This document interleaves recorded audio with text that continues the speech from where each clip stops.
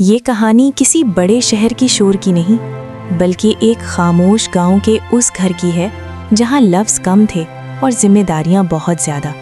یہ کہانی اس باپ کی ہے جو کبھی چیخا نہیں، مگر ہر دن اندر ہی اندر ٹوٹتا رہا۔ اور یہ کہانی اس بیٹے کی ہے جو بولتا بہت تھا مگر سننا نہیں جانتا تھا۔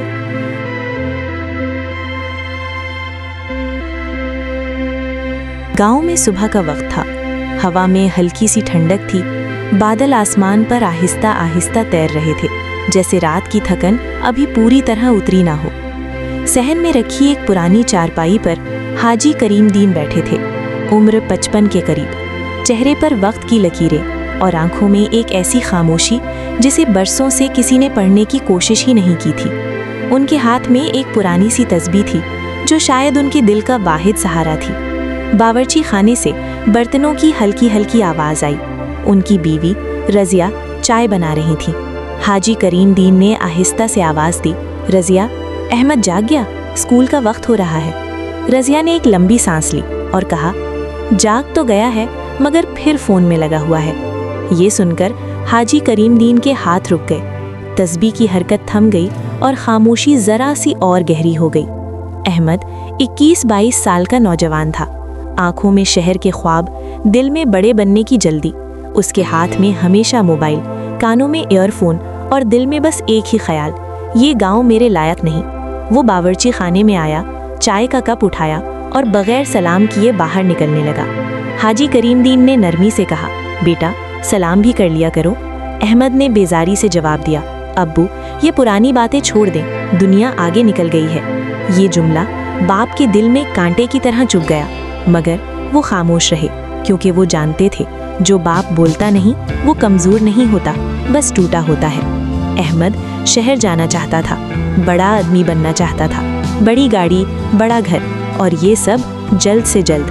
اسی شام اس نے بات چھیڑ ہی دی، ابو زمین بیچ دیں، کیا رکھا ہے اس کھیتی میں شہر میں کچھ کرنا چاہتا ہوں۔ رضیہ گھبرا گئیں، مگر حاجی کریم دین خاموش رہے۔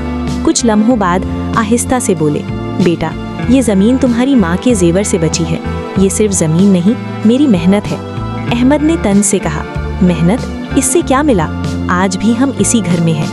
یہ الفاظ خاموش باپ کے صبر کا آخری امتحان تھے، مگر وہ پھر بھی خاموش رہے۔ چند دن بعد احمد شہر چلا گیا، یہ جانے بغیر کہ اس کے پیچھے ایک باپ اپنی آنکھوں میں نمی چھپا رہا تھا۔ مہینے گزر گئے، فون کم ہوتے گئے، اور جب ہوتے تو صرف پیسوں کے لیے، ابو پیسے بھیج دیں، ابو بزنس میں نقصان ہو گیا ہے۔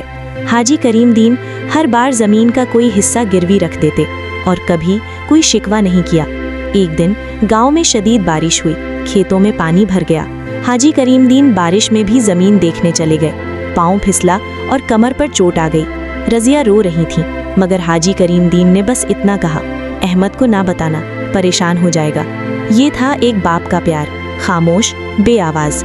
شہر میں احمد کا سب کچھ بکھر چکا تھا، بزنس بیٹھ گیا، دوست غائب، پیسے ختم اور عزت بھی ساتھ چلی گئی۔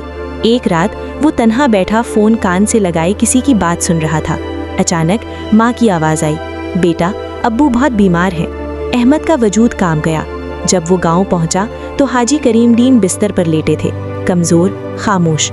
احمد دروازے پر کھڑا اپنے بات کو حیرت اور ندامت سے دیکھ رہا تھا۔ وہ آگے بڑھا، روتے ہوئے بولا، ابو میں غلط تھا، میں نے آپ کو کبھی سمجھا ہی نہیں۔ حاجی کریم دین نے آنکھیں کھولی، ہلکی سی مسکراہٹ آئی اور آہستہ سے کہا، بیٹا میں جانتا تھا تم ایک دن سمجھ جاؤ گے۔ احمد کی آواز کانپنے لگی، آپ نے مجھے کبھی روکا کیوں نہیں؟